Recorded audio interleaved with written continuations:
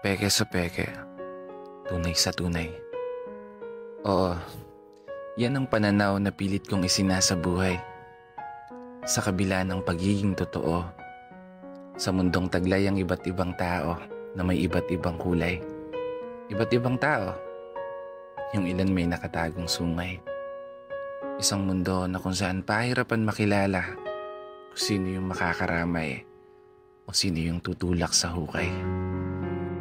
Well, simplihan na lang natin. Kung ayaw mo sa akin, ayaw ko din sa'yo. Kung gusto mo ako, edi gusto kita. Kung nagtitiwala ka sa akin, magtitiwala ako sa'yo. Pero kung galit ka naman, wala akong pake. Kasi hindi na tayo bata gaya ng dati na makikipaghabulan kapag ako na ang taya. Hindi na tayo mga bata na papalakat ng iyak kapag napagkakaisahan ka ng lahat na hindi ka isasali.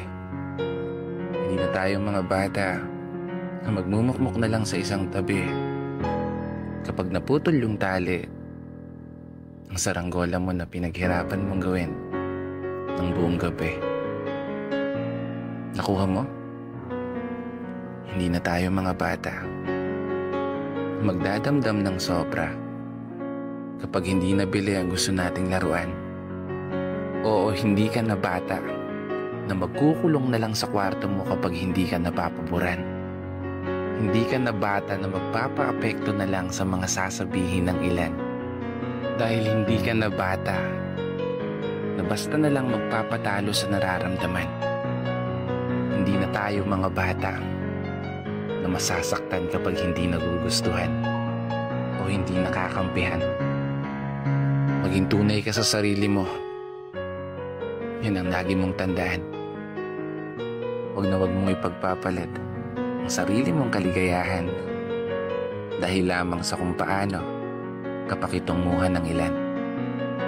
Sa totoo lang, hindi to tungkol sa kung sinong tunay o kung sino yung peke sa'yo. Tinapik lang kita at pinaalala na hindi ka na bata.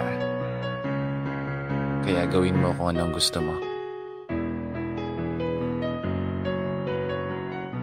Pero bago magtapos, gusto ko muna pong magpasalamat para sa lahat ng mga tao na patuloy sumusuporta at patuloy na naniniwala.